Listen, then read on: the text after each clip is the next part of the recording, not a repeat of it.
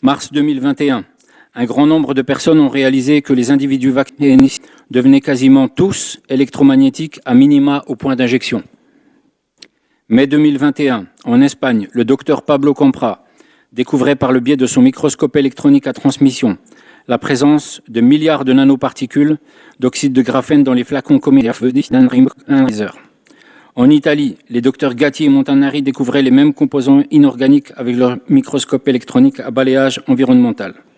Ils ont également découvert plusieurs dizaines d'autres composants qui ne figuraient pas dans la liste des composants officiels déclarés par les sociétés pharmaceutiques de Saint.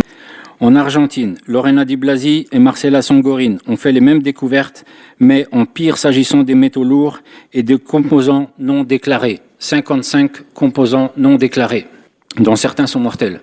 En Allemagne, en Angleterre, en Corée ou encore en Australie, même recherche, même résultat, même constat. Rappelez-vous qu'en août 2021, au Japon, le ministère de la Santé a fait retirer tous les lots des vaccins Cerna en raison d'une découverte de contamination. Mais de quelle contamination parle-t-on?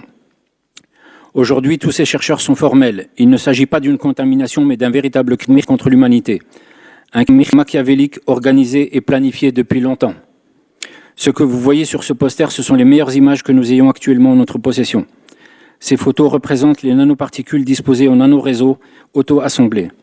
Ils sont présents dans tous les vaccins anti-Covid, peu importe la société pharmaceutique qui les produit. N'importe. Les photos remarquables que vous voyez là nous viennent d'Australie et ont été prises par le docteur David Nixon. À votre avis, à quoi avons-nous affaire? Je vous pose la question, qu'est-ce que c'est que ça? C'est ce qui se trouve dans les vaccins. Si vous pensez que je suis un fanfaron, un clown, quelqu'un qui vient ici pour se faire voir, qui raconte des bêtises, moi je prends un engagement ici devant vous.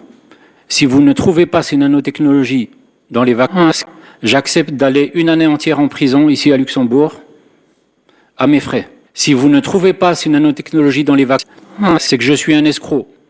J'accepte même de faire non pas une année de prison, mais de faire 2 années de prison.